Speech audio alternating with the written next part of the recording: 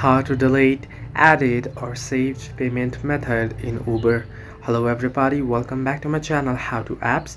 This is me Bipin Basnet, and today I'll guide you on how you can easily delete your saved payment method on Uber. Now the process itself is quite simple and easy, so let me guide you through quick and easy through this video. You're gonna first open up your Uber application and you should get an interface somewhat like this. Once this loads up, what you want to do is you want to tap on the account option at the bottom right corner of your screen. Once you tap on account option here, you should get various options. You want to simply tap on the wallet option that you can see on the screen. Now if you have any payments methods, you'll be able to see it under payment methods. Now you can see there add payment method.